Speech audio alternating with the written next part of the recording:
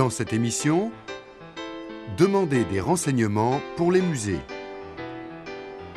Le grand festival d'un petit village. Tailleur de pierre, une vocation pour la vie. Info. La France consacre presque 1% de son budget à la culture. Parmi les dernières grandes réalisations, la pyramide du Louvre, la Grande Arche de la Défense et des projets moins connus comme la cour du Palais Royal.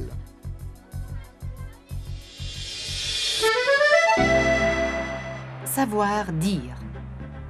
Donnez votre avis. Elle est géniale. Elle est géniale. Je trouve que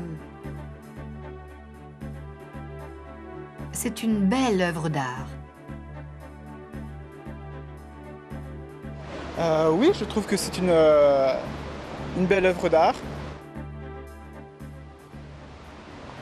Est-ce que vous aimez la pyramide? Je l'adore, elle est géniale. Est-ce que vous aimez la pyramide? Oui, je trouve que c'est une belle œuvre d'art. Est-ce que vous aimez la pyramide? Beaucoup. Comment vous la trouvez? Très belle et les lignes sont très pures, je trouve ça très beau. Très joli, très classique. Magnifique. Savoir entendre. À vous de trouver la réponse. Combien de personnes n'aiment pas les colonnes de Buren? Est-ce que vous aimez les colonnes de Buren? Non, pas du tout. Pas du tout. Est-ce que vous aimez les colonnes de Buren? Oui, j'aime beaucoup ces colonnes de Buren. Vous les trouvez comment? Belle, originale, sympathique, moderne, séduisante. Puis c'est drôle pour les enfants, donc je trouvais que c'était une bonne idée. Est-ce que vous aimez les colonnes de Buren? Non, pas du tout. C'est absolument ignoble. C'est affreux. Compris. 2 personnes n'aiment pas les colonnes de Buren. Rencontre. Le grand festival d'un petit village. Tous les étés, dans les villes et villages de France, fleurissent des festivals. Vaour, près de Toulouse, a le sien et accueille pendant une semaine plus de 10 000 spectateurs. On vient ici pour la campagne, le spectacle et la musique.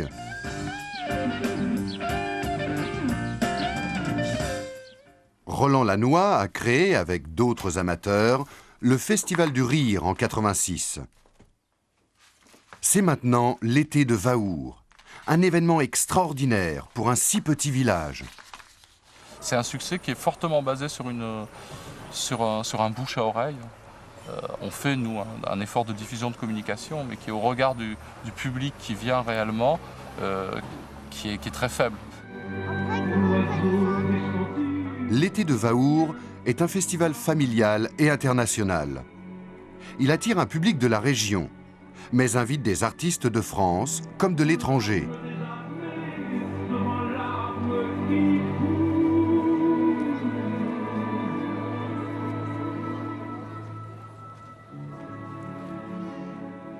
Le clou du festival, le spectacle du soir.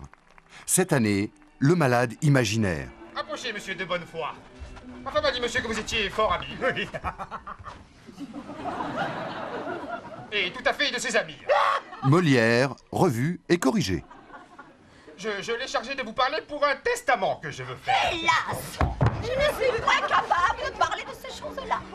Quand il n'est pas à l'article de la mort, Monsieur Argon essaie de marier sa fille à un futur médecin pour s'assurer une bonne santé. On vous demande en mariage.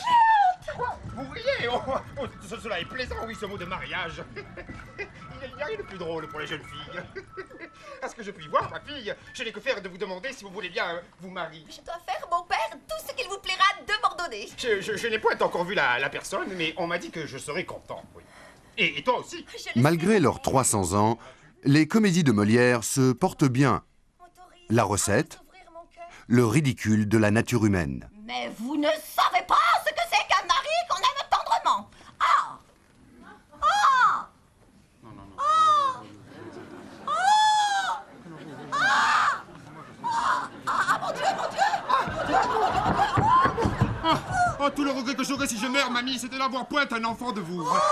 Monsieur Purgon m'avait dit qu'il m'en ferait faire un, et puis Ça se gère un peu année après année. On est chaque fois un peu surpris du succès grandissant. Je crois qu'on a un festival chaleureux où les gens se retrouvent, où le public se retrouve. Et ça, allié à une certaine qualité des spectacles, je crois qu'il y a les deux à Vaour et c'est pour ça qu'il y a du succès.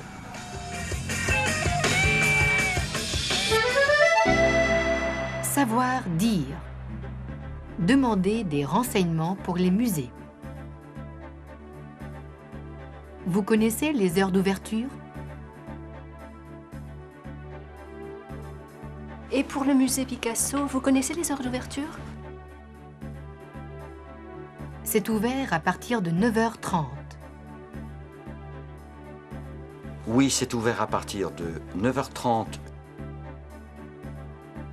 jusqu'à 17h30. Jusqu'à 17h30.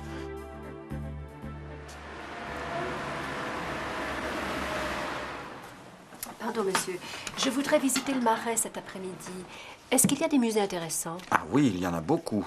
Vous avez le musée Picasso qui est très beau, ou encore le musée Carnavalet qui est le musée de l'histoire de Paris, avec une collection de meubles, de peintures et de porcelaine. Et pour le musée Picasso, vous connaissez les heures d'ouverture? Attendez, nous allons regarder Pariscope.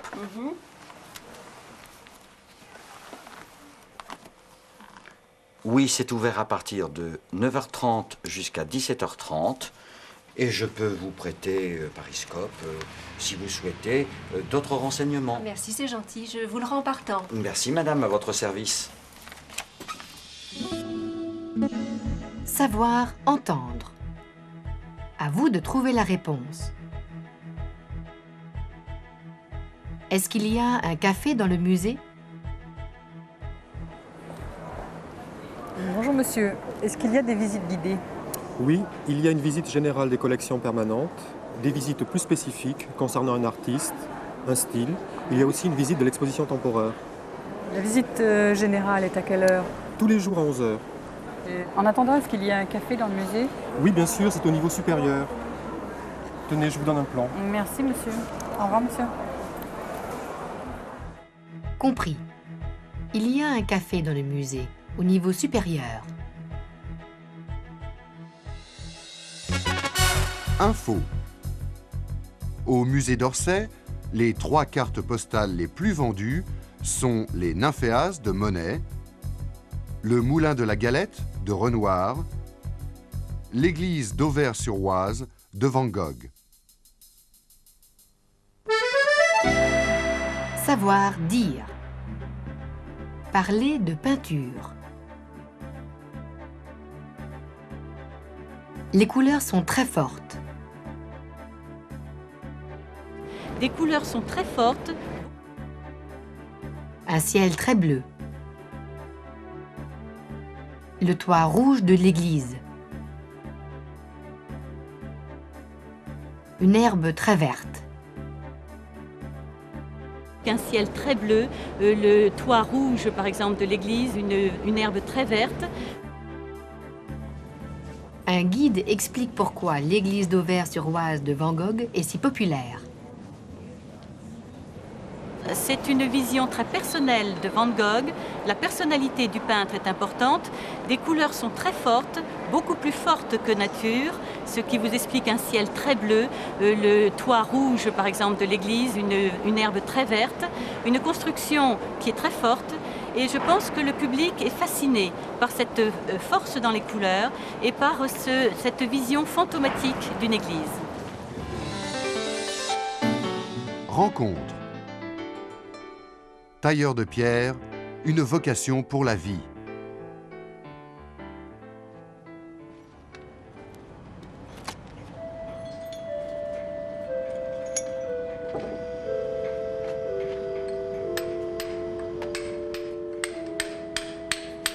Le métier au départ, pour moi, il faisait tout à la main. Les machines n'existaient pas. Donc c'est une méthode de travail qui est ancienne déjà. Et puis il y a un vieux compagnon qui m'a dit un jour, avant de savoir travailler à la machine, il faut savoir travailler à la main. Vincent Cosset apprend son métier avec pour méthode l'histoire. Il travaille sous l'œil de son employeur, Dominique Vermorel, membre des Compagnons du Devoir, communauté de professionnels fondée au Moyen-Âge. Donc là, tu es d'aplomb. Pour devenir compagnon, le prétendant doit faire en 8 ou 10 ans son tour de France. Pourquoi le voyage est-il si important dans l'apprentissage du métier ? Le voyage, parce que donc, les jeunes sont appelés à voyager, à changer de lieu, donc à changer de méthode, de personnes qu'on rencontre. Il faut s'adapter, il faut se remettre en question, parce que quand on est bien quelque part, quand on a passé 6 mois, 1 an, qu'on connaît les gens, qu'on connaît la pierre, il faut tout casser pour recommencer. Pas tout casser, mais tout recommencer, refaire ses preuves quelque part. Et un Tour de France qui dure 8 à 10 ans, pour un jeune, c'est une formation qui est irremplaçable, quoi. Vincent participe à la restauration d'un édifice du XVe siècle, au pied de la cathédrale de Rodez.